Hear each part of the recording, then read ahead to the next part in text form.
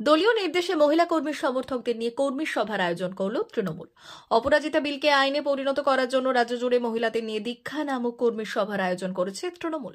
শনিবার বিকেলে পশ্চিম মেদিনীপুর জেলার দাঁতন 2 নম্বর ব্লকের খন্ডরইতে কয়েক হাজার মহিলাদের নিয়ে দলীয় নেতৃত্ব চন্দ্রিমা ভট্টাচার্যের নির্দেশে এই কর্মী সভার আয়োজন করা হয়। উপস্থিত ছিলেন দাঁতন বিধানসভার বিধায়ক বিক্রম চন্দ্র প্রধান, মহিলা তৃণমূল কংগ্রেসের সভানেত্রী মামনি মান্ডি, দাঁতন 2 নম্বর ব্লক তৃণমূল কংগ্রেসের সভাপতি ইফতেখার আলী, দাঁতন 2 নম্বর ব্লক মহিলা তৃণমূল কংগ্রেসের সভানেত্রী প্রীতিলতা বেরা, যুব সভাপতি বিপ্লব বেরা সহ অন্যান্যরা। সভা থেকে অপরাজিতা বিল আইনের পরিণত করার দাবি তোলা হয়।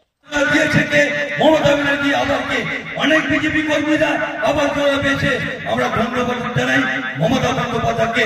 মমতা বন্দ্যোপাধ্যায় পক্ষপাত করেনি, তাই জন্য আমি সবাইকে বলবো যারা আমাদের থেকে একটু দূরত্ব চলে গেছে তাদেরকে নিয়ে বসে আলোচনা করে সামনে নিয়ে চলে আসুন। নিজের ঘরে ছেলে ভুল করে দিতে পারে, আমাদের দায়িত্ব সবাইকে নিয়ে চলা। আমি আমার কর্মসূচির মূল উদ্দেশ্য হচ্ছে আমাদের যে অপরাজিতা বিল, সেই বিলকে আইনে পরিণত করার লক্ষ্যে আমরা সমস্ত মহিলারা আজকে এক মন্ত্রে দীক্ষিত হতে চাই এবং আমাদের যে দাবি বা প্রতিবাদটাকে আমরা দিল্লির দরবার পর্যন্ত পৌঁছে দিতে চাই।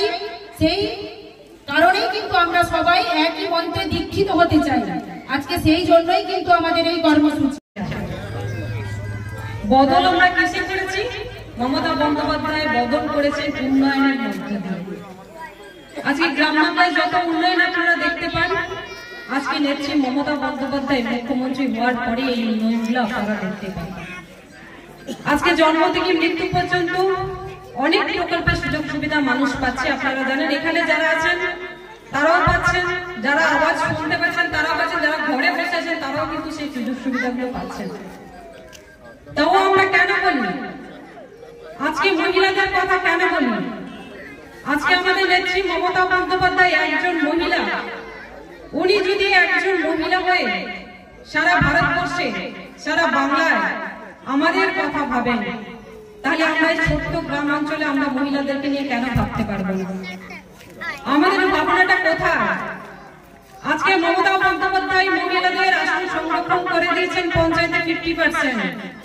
আজকে সর্ব জায়গায় মহিলাদের একটা সংরক্ষণ মধ্যে মহিলাদের একটা জায়গা করে দিয়েছেন। কেন না? মমতা বন্দ্যোপাধ্যায় জানেন আমাদের মহিলারা যতটা এগিয়ে আসবে আমাদের সমাজ কিন্তু ততটাই সমৃদ্ধ হবে।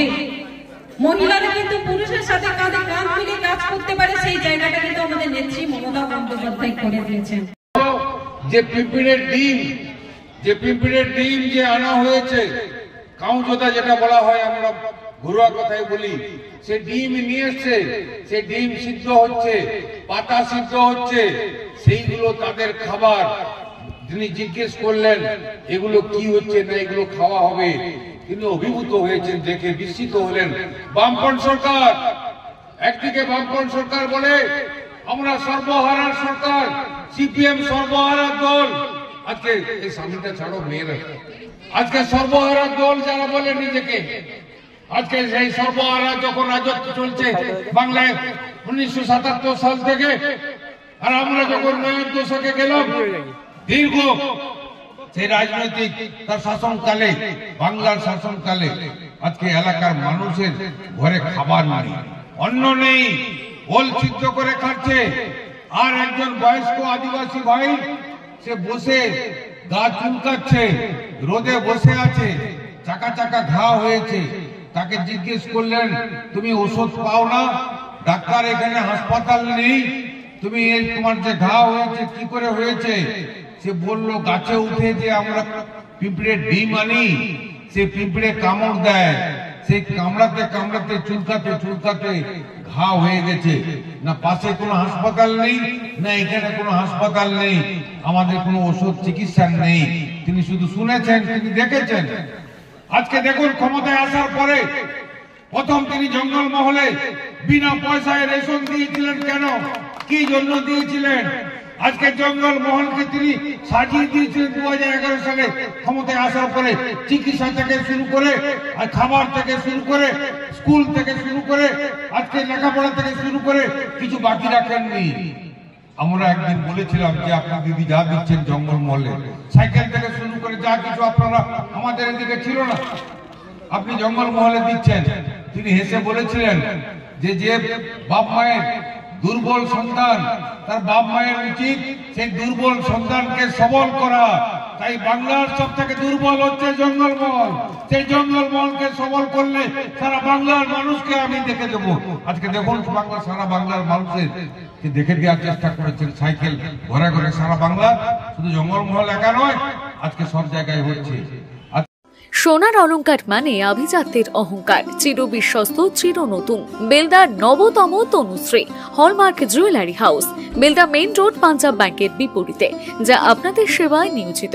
আপনি এখানে পাবেন 100% সোনা, রূপো ও ডায়মন্ড জুয়েলারির আধুনিক নিত্য নতুন ডিজাইনের সমস্ত গহনা। সব পছন্দের সেরা কালেকশনের গহনা পাওয়া যায়। Tanushree hallmark jewellery house, Belda main road, Punjab ব্যাংকের বিপরীতে। যোগাযোগ 9999339860 অথবা 9999349860। বিশেষ দ্রষ্টব্য, আমাদের এখানে গহনার মজুরিতে 10% ছাড় দেওয়া হয় এবং পুরনো হলমার্ক সোনার পরিবর্তে নতুন গহনা কেনার সময় কোনো খাত বাদ দেওয়া হয় না। Tanushree hallmark jewellery house, Belda main road, Punjab ব্যাংকের বিপরীতে।